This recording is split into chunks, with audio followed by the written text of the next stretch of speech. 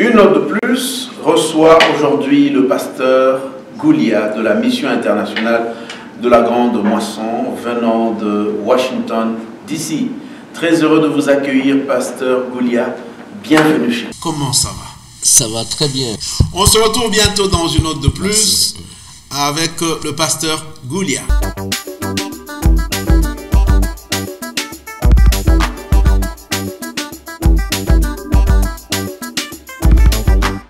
Nous nous retrouvons aujourd'hui dans une note de plus et notre sujet, c'est un sujet assez épineux. Vous allez vous en rendre compte et ça chatouille, ça choque et deux fois ça déçoit. Ça dépend de quel bord vous êtes. Alors, pasteur, une fois de plus, bienvenue sur une note de plus. Merci. Nous vous remercions infiniment d'avoir répondu à notre invitation. Vous disposez, quitter d'ici, venir dans nos studios. Nous vous sommes vraiment reconnaissants. Merci pour l'honneur que vous nous faites. Merci, c'est avec plaisir, vu que la parole de Dieu puisse être répandue dans tous les cœurs pour la gloire du Seigneur.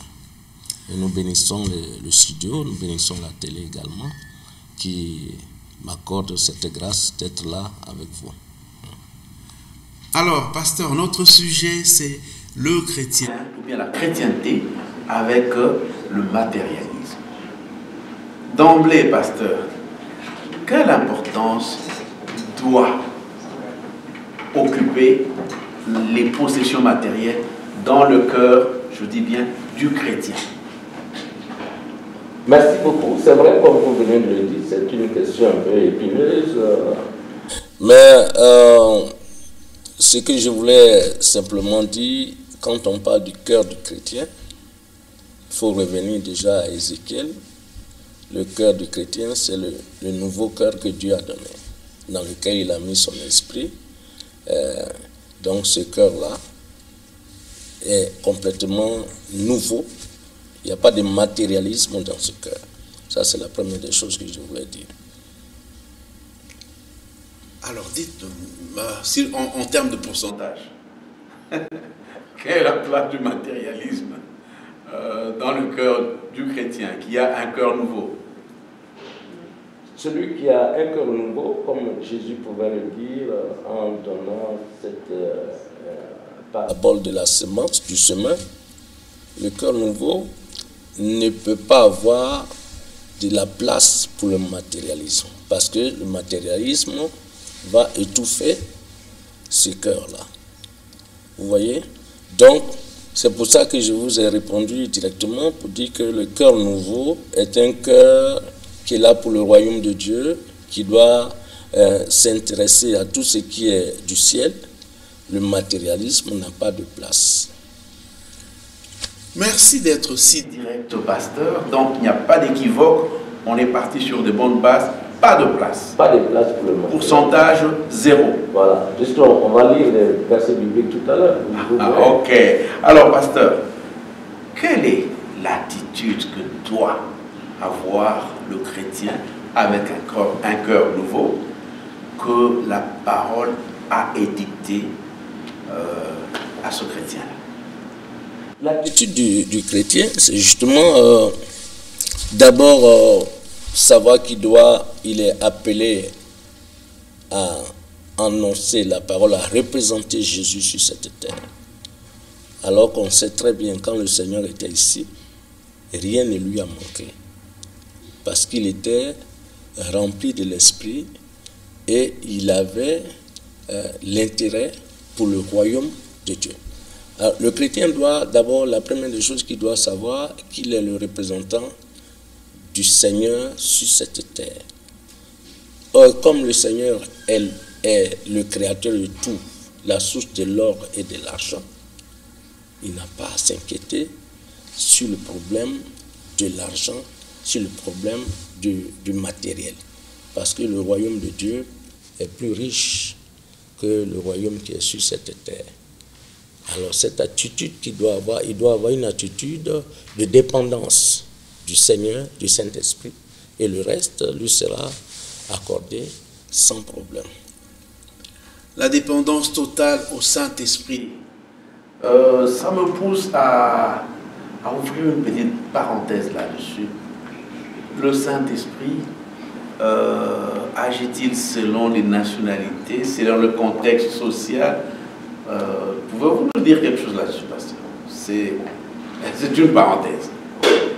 Je voudrais préciser une chose. Moi, j'ai une façon de voir la vie chrétienne. Ça, c'est très important. Parce que Jésus, quand il était sur la terre, il vivait, il était homme et il était Dieu. Mais ce qui était plus important, ce n'était pas la vie humaine de Christ, mais c'était la vie divine de Christ. Parce que l'homme étant créé tripartite, c'est la vie spirituelle qui doit dominer sur la vie physique. Et donc, celui qui a le Seigneur dans son cœur, qui vit selon ce que le Seigneur demande, sous la puissance du Saint-Esprit, l'Esprit de Dieu, qui nous a régénérés. Je reviens sur l'Esprit, parce que pour entrer dans le royaume de Dieu, Jésus a exigé la naissance de l'Esprit. Si vous êtes né de l'Esprit, mon pasteur, si vous êtes né de l'Esprit, ce sont les choses de l'Esprit qui doivent vous préoccuper. Vous savez, avant d'être né de l'Esprit, on était descendant d'Adam et on n'a pas eu de problème pour vivre comme Adam a vécu, hériter le péché d'Adam. Alors, celui qui est né de l'Esprit ne doit pas avoir de problème, puisque nous héritons du second Adam qui a vécu sur cette terre pendant 33 ans et qui a fait connaître le royaume de Dieu sur cette terre. Donc l'esprit, la vie de l'esprit, c'est la vie la plus importante pour le chrétien qui est né de nouveau, qui a un nouveau cœur. Merci, pasteur. C'est très clair et très précis. Et nous voyons cette tendance à prioriser la vie terrestre que la vie de l'esprit. Merci pour cette réponse. Mais pasteur, je vais prendre un passage biblique. Matthieu, chapitre 6, verset 24, je vais lire. Il dit ceci: nul ne peut servir 2 maîtres, car ou il haïra l'un et aimera l'autre, ou il s'attachera à l'un et méprisera l'autre. Vous ne pouvez servir Dieu et maman. Que pouvez-vous nous dire sur ce? Qu'est-ce que le Seigneur voulait nous enseigner en parlant de la sorte? Voilà, le Seigneur parle ici, il y a plusieurs choses qu'il veut nous révéler là. D'abord, la première des choses, il parle de 2 dieux. Il y a le Dieu lui-même, le vrai Dieu, le Père de notre Seigneur Jésus. Et puis, il y a un autre Dieu qu'il appelle Mammon, puisqu'il compare les deux ici. Vous ne pouvez servir Dieu et Mammon. Ça veut dire que Mammon, c'est un autre Dieu. Et c'est le Dieu de l'argent. Justement, on parle du matérialisme tout à l'heure. Voilà. Donc ça, c'est la première des choses la plus importante ici. Et maintenant, il fait les détails. Il dit, les 2 dieux là, soit on a besoin d'être adorés. D'abord, chacun doit servir, soit on sert Mammon comme Dieu qui est le maître, et il y a la haine pour l'autre Dieu. Il y a cette comparaison qui est très importante. Alors, ce que je voulais souligner ici, c'est simplement dire, Jésus veut dire, si vous adorez le vrai Dieu qui est son Père, vous devez haïr et mépriser Mammon, qui est le Dieu de l'argent. Et si vous aimez l'argent, si Mammon est votre Dieu, alors il faut s'attendre que la haine, le mépris est pour le vrai Dieu. Alors, pasteur, vous venez de dire qu'on ne peut pas. Donc la Bible établit là une impossibilité de la bouche du Seigneur lui-même. C'est ça. Mais comment appliquer ce que vous venez de dire là dans un monde matérialiste comme celui dans lequel nous vivons présentement dans les temps de la fin. C'est ce que l'apôtre Paul nous a donné comme solution ici dans 1 Timothée chapitre 6. Ah, je peux lire? Voilà. Versets 3 à 11. 1 Timothée chapitre 6, versets 3 à 11. Si quelqu'un enseigne des fausses doctrines et ne s'attache pas aux saintes paroles de notre Seigneur Jésus-Christ et à la doctrine qui est selon la piété, il est enflé d'orgueil, il ne sait rien, il a la maladie des questions oiseuses et des disputes, des mots, d'où naissent l'envie, les querelles, les calomnies, les mauvais soupçons et les vaines discussions d'hommes corrompus d'entendement, privés de la vérité et croyant que la piété est une source de gain. C'est en effet une grande source de gain que la piété avec le contentement, car nous n'avons rien à porter dans le monde et il est évident que nous n'en pouvons rien emporter. Si donc nous avons la nourriture et le vêtement, cela nous suffira. Mais ceux qui veulent s'enrichir tombent dans la tentation, dans le piège et dans beaucoup de désirs insensés et pernicieux qui plongent les hommes dans la ruine et la perdition. Car l'amour de l'argent est une racine de tous les maux. Quelques-uns, en étant possédés, se sont égarés loin de la foi et se sont jetés eux-mêmes dans bien de tourments. Pour toi, homme de Dieu, fuis ces choses et recherche la justice, la piété, la foi, l'amour et la patience, la douceur. Voilà. Pour ne pas donner tous les détails, on revient à la conclusion de ce passage, le verset 11. L'apôtre Paul, c'est une épître pastorale, donc qui concerne la priorité des serviteurs de Dieu.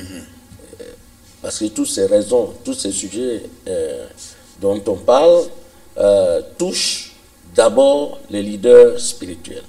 Paul nous dit ici que l'homme de Dieu doit faire deux choses. Il doit fuir l'amour de l'argent avec tout ce qui implique, tout ce que ça implique. Et il doit rechercher la justice, la piété, la foi, la charité, la patience, la douceur. Donc, comme vous me demandez comment appliquer, il y a deux choses seulement qu'il faut faire. Il faut fuir et il faut rechercher. Fuir tout ce qui concerne l'amour de l'argent, mammon, l'adoration de mammon, avec ce que ça implique, la fausse doctrine. On va continuer tout à l'heure sur le passage, mais je vous donne déjà la réponse. Fuir et rechercher. Fuir tout ce qui concerne l'amour de l'argent et rechercher les choses célestes. Alors, pasteur, mais quand nous voyons aujourd'hui, on évalue la puissance ou la réussite, entre guillemets, de nos églises par rapport à quoi? Aux richesses matérielles. Vous convenez avec moi, pasteur? Je n'ai pas bien compris la question. Non, mais dans le contexte actuel, ouais, on évalue la force de nos églises, de nos assemblées, de nos organisations, on les évalue par rapport aux possessions matérielles. Ah, je ne pense pas que tout le monde évalue les églises par rapport aux possessions matérielles. Ça dépend de celui qui fait cette évaluation. Parce, si je vous repose la question, comment Jésus lui voit son église? Parce qu'elle est riche. Alors retournez dans Apocalypse, vous verrez. L'église, il a repris une église qui se passait pour être riche, mais qui était pauvre, nu. Voilà. Donc, c'est misérable, malheureux. Malheureux. donc, Jésus déjà nous donne une ligne de conduite sur son évaluation à lui. Ça dépend des autres. Voyez. Donc, je ne pense pas que la richesse matérielle soit vraiment ligne de... une mesure d'évaluation pour une église qui est de Christ. Parce que je vais vous dire une chose. Récemment, nous avons prié pour quelqu'un, un grand pasteur, bon, entre guillemets, que Dieu utilise, bon, entre guillemets encore, bien riche, qui, voilà, il était venu nous rendre visite, et puis dans une simple prière banale, il s'est retrouvé à terre. On voulait seulement bénir le Seigneur, on voit le pasteur qui tombe, un docteur qui tombe. Alors, les démons se manifestent, et ils sont en train de se dévoiler eux-mêmes, et on les chasse. Heureusement que j'ai enregistré. Parce que c'est un homme, on ne peut pas lui dire qu'il y avait des esprits qui agissaient dans sa vie. Donc, il ne pouvait pas, si on n'avait pas enregistré, on allait avoir... Personne ne croirait. Alors j'ai enregistré, il se réveille. Alors il est à terre, il est étonné. Pourquoi est-ce qu'il est à terre? Je lui montre un peu l'enregistrement, je fais écouter, il était étonné. Qu'est-ce qui se passe rapidement? Le pasteur, justement, était rempli de l'amour de l'argent. Et qu'est-ce qu'il a fait? Il est allé au Bénin. Au Bénin. Vous savez, au Bénin, là-bas, c'est là que j'ai appris toutes ces choses. Il y a deux points qui rendent les pasteurs riches, puissants dans le domaine spirituel. Il est allé au bord de la mer à chercher le pouvoir avec les sirènes. Et justement, il a pu rentrer sous la mer, il a fait 24 heures sous la mer, c'est comme ça qu'il a été intronisé, il a reçu son pouvoir sous la mer avec les sirènes. Et dès qu'il est ressorti, il y avait un esprit, une déesse qui le suivait en personne, avec laquelle il partait faire ses croisades, et comme ça, les guérisons, les miracles se faisaient. Il était riche. Alors voilà un peu, il s'est retrouvé à terre. On a prié pour lui. Le pasteur nous a raconté toutes ces choses. C'est lui aussi qui nous a parlé de l'esprit de serpent qui se retrouve au Bénin, à Ouida.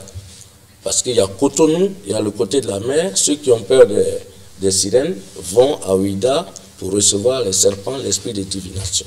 Et tout ça, je lui ai demandé, mais pourquoi tout ça? Le privilège, l'argent. Voilà, pasteur. Ok, pasteur. D'après vous, pourquoi l'Église s'est lancée dans cette course effrénée matérielle? C'est ça la corruption, la fausse doctrine dont parle Paul ici, parce que l'Église est infiltrée aussi. Il ne faut pas oublier que les agents du diable viennent à l'Église sous la forme de l'agneau, mais ce sont des loups ravisseurs. Mais on les reconnaît par leurs fruits. Mais c'est tous ceux qui ont cet amour de l'argent, qui passent leur temps à escroquer. J'ai fait des cultes, j'ai été invité par certains pasteurs, mais vous arrivez à un culte, ils vont faire plus de 6 collectes. À quoi ça sert? Collecte missionnaire, collecte machin. Les mêmes personnes ont dit non, soyez fidèles dans vos dîmes, dans vos offrandes. Mais finalement, vous allez dépouiller tous les frères sans même vous soucier de leurs problèmes réels, véritables.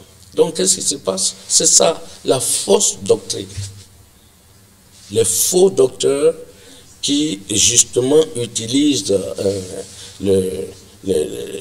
la couverture de pasteurs pour se faire de l'argent. C'est ce que l'apôtre Paul nous dit ici, dans ce passage. Alors, pasteur, ayant dit tout ce que vous venez de dire là, il y a encore un passage, je voudrais que vous nous éclairiez un peu là-dessus, dans Colossiens chapitre 3. Colossiens chapitre 3, versets 5 à 8. La Bible dit ceci. Faites donc mourir ce qui, dans vos membres, est terrestre. La débauche, l'impureté, les passions, les mauvais désirs et la cupidité qui est une idolâtrie. C'est à cause de ces choses que la colère de Dieu vient sur les fils de la rébellion. C'est ainsi que vous marchiez autrefois lorsque vous viviez dans ces péchés. Mais maintenant, renoncez à toutes ces choses, à la colère, à la animosité, à la méchanceté, à la calomnie, aux paroles équivoques qui pourraient sortir de votre bouche. Alors, pasteur,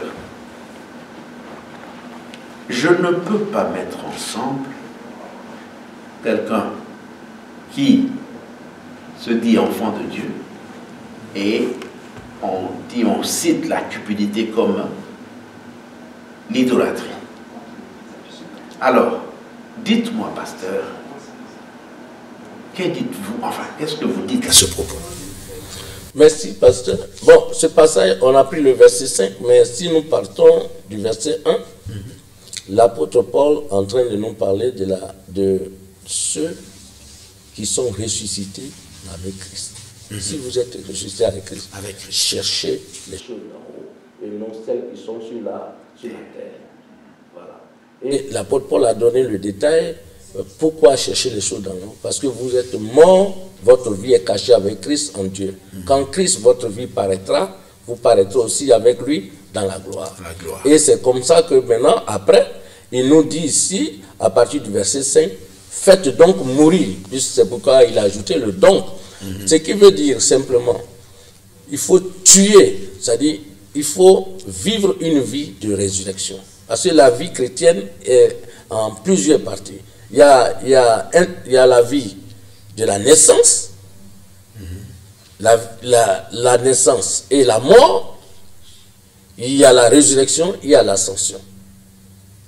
Tout dépend du niveau spirituel dans lequel se trouve le chrétien. Voilà. Parce que si tu es mort, parce que c'est ce que l'apôtre Paul dit ici, si tu es mort à tout ce qu'on appelle ici la cupidité, qui est une idolâtrie. D'ailleurs, le chrétien, comme on vient de le dire dès le départ, il est en Christ, il ne peut pas adorer maman. Donc la cupidité appartient à maman, ce n'est pas au chrétien. Mais Paul nous dit ici, il y a deux choses encore que je vous donne en résumé. Il faut tuer le terrestre et chercher le céleste. Celui qui est ressuscité avec Christ, qui cherche les choses d'en haut. Recherchez le céleste et tuez, faites donc mourir les membres qui sont sur la terre. Donc il y a d'abord, pour rechercher le céleste, il faut tuer le terrestre. Et les choses célestes, les choses terrestres, c'est ce qui vient d'être cité ici, comme l'apôtre Paul le dit. Voilà, toutes ces choses sont citées, l'idolâtrie, la cupidité, les paroles déshonnêtes, la colère, l'animosité, tout ça, ce sont des choses terrestres qu'il faut tuer. Nous ne sommes plus dedans, on est né de nouveau, on est une nouvelle création. On ne devait même pas revenir sur ces questions-là, c'est vraiment élémentaire. Quelqu'un qui n'a pas compris sa vie spirituelle, qu'il est né de l'esprit, mais il va rester dans ces choses, c'est très difficile. Et c'est dommage qu'il y ait des serviteurs de Dieu, des hommes de Dieu qui tournent autour de ces situations. L'apôtre Paul est clair ici. Si tu es ressuscité, il faut tuer le terrestre et rechercher le céleste. Ah, pasteur, merci beaucoup. Je vais poser une dernière question. Et vous demander qui sont les responsables de ce que nous vivons aujourd'hui. Dieu contre la chair et le sang. Il y a deux grands responsables dans ce monde. L'Esprit de Dieu, le Saint-Esprit, et l'Esprit du diable.